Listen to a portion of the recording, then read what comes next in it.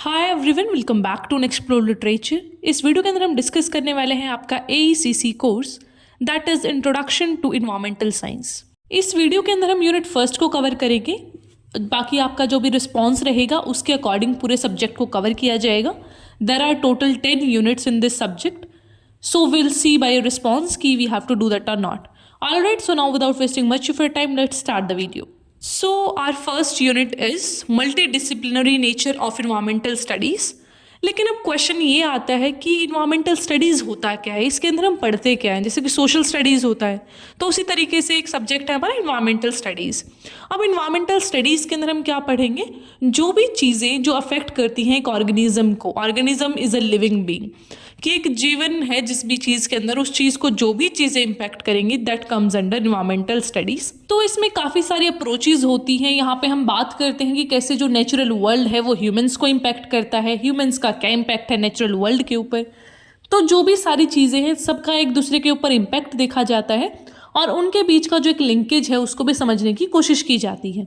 इसके कुछ कंपोनेंट्स हैं biology, geology, chemistry, physics, engineering, sociology, health, anthropology, economics, statistics, computers and philosophy. तो सारे सब्जेक्ट्स को यहाँ पे देखा जाता है। मतलब ऐसा नहीं है कि सिर्फ ये बताएंगे कि डैम क्या होता है या फिर फार्मिंग कैसे की जाए, क्रॉपिंग पैटर्न क्या है, बल्कि हम फिलॉसफी के भी कॉन्सेप्ट्स को यहाँ पे यूज़ करेंगे, बायोलॉजी के कॉन्सेप्ट को भी, केमिस्ट्री, फिजिक्स, सारे कॉन्सेप्ट्स को यूज़ करके हम एक ऐसी स्टडी प्रिपेयर करेंगे ताकि हम अपने इन्वायरमेंट को बचा सकें या फिर कहें ह्यूमंस है जो वो बच सके। बिकॉज अर्थ का तो है ऐसा नेचर, वो तो खुद को चेंज करती है कुछ 1000 ईयर्स के बाद, लेकिन हम उस जो चेंज है उससे कैसे बचेंगे, दैट इज़ वेरी इंपॉर्टेंट। फिर बात आती है इसकी स्कोप्स के बारे में कि अगर हम इस सब्जेक्ट को पढ़ते हैं तो किस टाइप की स्कोप से सब्जेक्ट रखता है, हम किस तरीके से इस नॉलेज का यूज़ कर सकते हैं। तो इसकी जो रेलिवेंट फील्ड्स हैं वो है पॉलिसी मेकिंग, अगर आप पॉलिटिक्स में जाते हैं या फिर आप एडमिनिस्ट्रेटर हैं, किसी भी तरीके के अगर आपको डिसीजंस लेने हैं, पॉलिसी बनानी है, तो आपको इन्वायरमेंट को ध्यान में रखना होगा, तो उसके लिए ये फील्ड बहुत इंपॉर्टेंट है। देन इज़ रिसर्च करना है आपको, एजुकेशन मतलब आपकी जो भी एग्जामिनेशन है उसके पर्सपेक्टिव से। देन इज़ एडवोकेसी मतलब आपको जज बनना है। अगर आपको इन्वायरमेंट से रिलेटेड किसी भी फील्ड में जाना है लॉ में, तब भी आपके लिए बहुत ही इंपॉर्टेंट रहेगा। So this are the scopes of this subject. अब जब भी हम इन्वायरमेंटल स्टडीज़ की बात करते हैं सबसे पहली बात आती है नेचुरल रिसोर्सेज, कि जो पाए जाते हैं अर्थ के अंदर वो कौन कौन से रिसोर्सेज हैं, those are called natural resources. अब ये जो नेचुरल रिसोर्सेज हैं वो भी दो टाइप के होते हैं, एक होता है रिन्यूएबल, एक होता है non renewable. Renew plus able मतलब जिनको दोबारा से रिन्यू किया जा सके, जो दोबारा से बन सकते हैं। नॉन रिन्यूएबल मतलब जिनको दोबारा से हम नहीं ला सकते या फिर नहीं बना सकते, या फिर कहें उनको बनाने में बहुत ज़्यादा टाइम लगता है, तो इसलिए हम उनको इम्पॉसिबल ही मान लेते हैं। इतने साल तो हम जिएंगे नहीं जितने से ज़्यादा साल में वो बन रहा है, तो इसलिए उनको फिर नॉन रिन्यूएबल कंसिडर किया जाता है। तो रिन्यूएबल में आते हैं जैसे कि प्लांट्स, सन, वाटर, ये तो बहुत ज़्यादा क्वांटिटी में, कितनी रोशनी मिलती है सूरज की, कितना पानी हमारे पास है, पेड़ पौधे कितने हैं हमारे पास, तो वो सारी चीज़ें रिन्यूएबल में आती हैं। नॉन रिन्यूएबल के अंदर आते हैं मिनरल्स, कोल, सॉयल, क्योंकि सॉयल आपको वैसे लगता होगा कि कितनी सारी मिट्टी है, बट जो फर्टाइल सॉयल है वो कैसे बनती है, किस तरीके से सॉयल फॉर्मेशन होता है, वो बहुत ही इंपॉर्टेंट और टाइम टेकिंग प्रोसेस है। अब जब हमें ये पता ही लग गया कि इतना टाइम लगता है इन सारे रिसोर्सेज को बनने में, तो क्यों ना इनको ढंग से यूज़ कर लें। बाद में क्या ही पछताना जब सारी चीज़ें ख़त्म हो जाएंगी। तो we have to use those things बहुत जुडिशली या फिर कहें इंटेलिजेंट तरीके से। तो सस्टेनेबल डेवलपमेंट एक ऐसा ही कॉन्सेप्ट है जो आपको समझाता है कि भाई इस तरीके से यूज़ करो कि तुम्हें जो मिल रहा है वो तो आपकी नीड्स तो सेटिस्फाई हो ही, लेकिन जो आपके आने वाले जनरेशन्स हैं उनके लिए भी कुछ सामान बचा दो। क्योंकि ये जो सारे नेचुरल रिसोर्सेज हैं वो अकेले हमारे नहीं हैं, बल्कि सारे जो जनरेशन्स आने वाली हैं उन सब के लिए हैं। तो हमारा अकेले का कोई हक नहीं बनता इन चीज़ों पे। We have to save it for the next generation also. तो ये जो पूरा कॉन्सेप्ट है उसको बोला जाता है सस्टेनेबल डेवलपमेंट। ये जो हमारा सब्जेक्ट है इन्वायरमेंटल साइंस, इसकी इम्पॉर्टेंस क्या है वो हमने पहले भी डिस्कस किया कि भैया पॉलिसी बनानी है या फिर ये सारी चीज़ें, लेकिन एक न्यूट्रल लेवल पे हम किस तरीके से इसका यूज़ कर सकते हैं। तो सबसे पहली बात तो है अंडरस्टैंड करना अपने इकोसिस्टम को, कि एटलीस्ट हमें ये तो पता हो कि कौन सी चीज़ कैसी है हमारे इन्वायरमेंट में, वो चीज़ें समझना बहुत इंपॉर्टेंट है। Then is resource management. जब रिसोर्सेज इतने कम हैं तो उनको इस तरीके से यूज़ करना है कि हमारे नीड्स भी पूरी हो जाए और आने वाले जनरेशन्स की भी जो नीड्स हैं वो कॉम्प्रोमाइज़ ना हो। इसलिए उनको अच्छे से मैनेज करना पड़ेगा। Then is biodiversity conservation.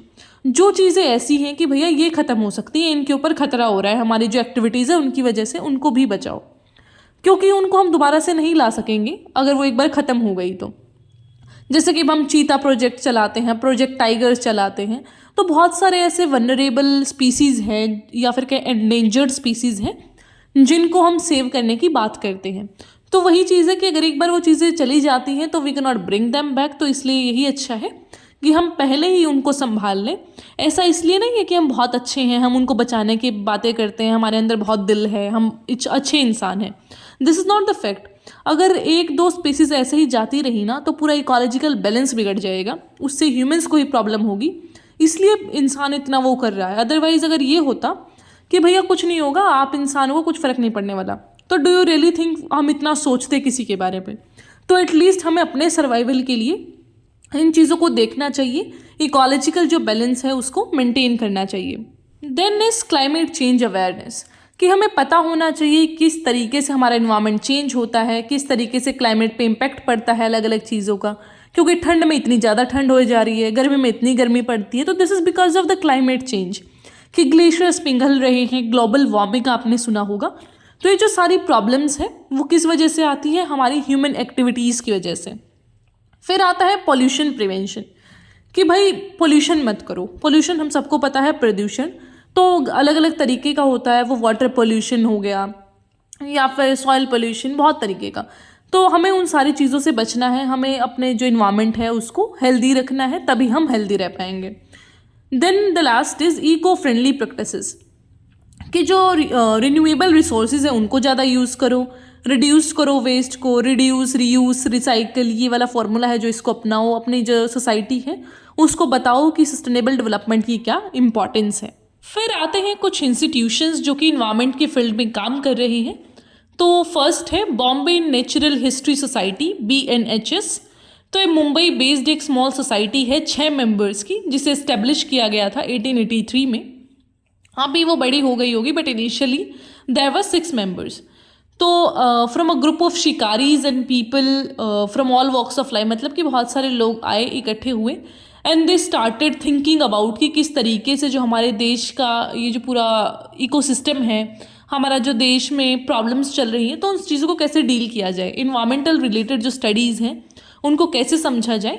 For this people came together और इन्होंने काम किया। Second is world wide fund for nature, ये न्यू दिल्ली बेस्ड है। तो यहाँ पे हम बात करते हैं कि किस तरीके से जो डिफरेंट स्पीसीज़ हैं उनको बचाया जाए। Then the next is Uttarakhand Seva Nidhi, this is from Almora. Then is Bharati Vidyapeeth institution of environment education and research, यहाँ पे हम बात करते हैं इन्वायरमेंटल स्टडीज़ एंड रिसर्च की। So this is Pune based. तो ये सारी ऑर्गेनाइजेशंस हैं, इनके नाम आपको लर्न करने की ज़रूरत नहीं है ज़्यादा, मतलब ऐसा स्पेसिफिक क्वेश्चन नहीं आएगा, बट यू कैन लर्न एक दो ऐसा जो भी आपको याद रह जाए टू साइड द एग्जाम्पल्स। तो कुछ प्रोमिनेंट इन्वायरमेंटलिस्ट की बात करें जिन्होंने इन्वायरमेंट की फील्ड में बहुत अच्छे काम किए हैं, तो यहाँ पे आते हैं Charles Darwin, Ralph Emerson, Henry Thoreau, Rachel Carson, Indira Gandhi, MS Swaminathan. तो इन सब का हमें पता है कि इन्होंने काफ़ी अपने कॉन्ट्रीब्यूशंस दिए हैं। इतना कॉन्ट्रीब्यूशन भी याद करने की ज़रूरत नहीं है, just for the sake of example आपको इनके नाम याद करने हैं। चार्ल्स डार्विन की हमने इवोल्यूशन थ्योरी पढ़ी थी, फिर ये इंदिरा गांधी का शायद प्रोजेक्ट टाइगर से इनका रिलेशन है, उसके थ्रू हम उनका नाम साइट कर रहे हैं। Then is MS Swaminathan who is known for the green revolution. तो रिसेंटली उनकी डेथ हुई है अभी। सो किस तरीके से उन्होंने जो high yielding variety of seeds है उसको इंट्रोड्यूस किया, कैसे भूखमरी आने वाली थी, बिल्कुल we were on the verge की बहुत कम दिन का हमारे पास अनाज बचा था और अब हम दूसरे देशों को भी सप्लाई कर रहे हैं, तो कैसे वो चीज़ें आती हैं, कैसे पूरे इन्वायरमेंट को समझा जाता है। MS Swaminathan sir is a great example of that, कि किस तरीके से हमने खुद तो प्रोड्यूस किया ही, अपनी ज़रूरतें तो पूरी की ही, पूरे विश्व के भी अब हम ऐसा वेलफेयर में काम कर रहे हैं। इसी के साथ हमारा जो फर्स्ट यूनिट है वो कंप्लीट होता है। आई होप आपको समझ आया होगा। कोई भी क्वेश्चन है तो उसे आप पूछ सकते हैं। Also you can drop down जो भी आपको नेक्स्ट वीडियो चाहिए उसका नाम, एंड प्लीज़ अपना सिलेबस है जो वो टेलीग्राम पे शेयर कर दीजिए जिस भी टॉपिक पे आपको चाहिए, because I don't have access to all the syllabus, तो वो आप शेयर कर देंगे तो it will be really helpful for me. Alright, so I will meet in the next video. Till then take care, stay happy, stay healthy.